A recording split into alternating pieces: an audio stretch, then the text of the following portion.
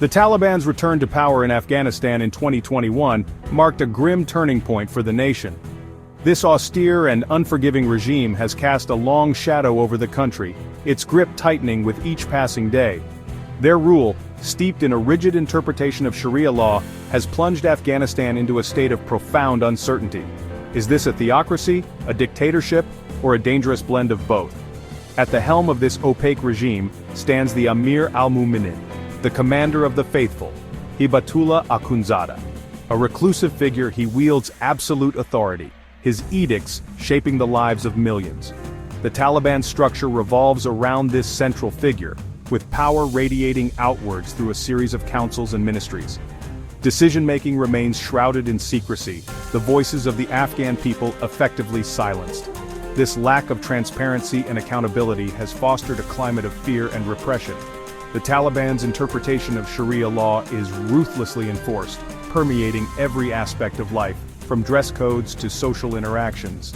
Public dissent is met with swift and brutal retribution. The absence of a functional judiciary further erodes the rule of law, leaving Afghans vulnerable to the whims of their rulers. Nowhere is the Taliban's oppressive rule more evident than in their systematic dismantling of women's rights. Once a beacon of progress, Afghan women now find themselves relegated to the shadows, their freedoms extinguished. The Taliban's draconian decrees have stripped them of their right to education, employment, and even basic movement. Girls over the age of 12 are barred from attending school, their dreams of a brighter future dashed. Women are forbidden from working in most sectors, their economic independence cruelly snatched away. Even the simple act of leaving their homes requires the presence of a male guardian, a stark reminder of their subjugated status. The humanitarian crisis gripping Afghanistan has reached catastrophic proportions. Years of conflict, coupled with the Taliban's economic mismanagement, have left millions teetering on the brink of starvation. The healthcare system, starved of resources, is on the verge of collapse, leaving countless Afghans vulnerable to disease and preventable deaths. The Taliban's reign of terror has ushered in an era of fear and repression. Basic human rights, once enshrined in the Constitution, are now trampled underfoot. Freedom of speech and expression have been effectively extinguished, replaced by a chilling silence. Journalists and activists operate in the shadows, their every move watched, their voices stifled. Arbitrary arrests, detentions, and torture have become commonplace, silencing any whisper of dissent. Public executions and floggings serve as grim reminders of the Taliban's brutality. The justice system, devoid of due process or the presumption of innocence, offers no respite for those caught in the regime's iron grip.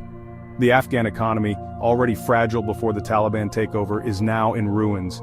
International sanctions, coupled with the regime's economic incompetence, have crippled the country. Unemployment is rampant, poverty endemic. The Afghan people, once hopeful for a brighter future, are now trapped in a cycle of despair and deprivation. The international community has watched the unfolding tragedy in Afghanistan with a mixture of horror and helplessness.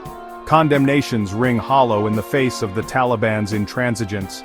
The regime's blatant disregard for human rights, particularly the rights of women and girls, has made it a pariah on the world stage.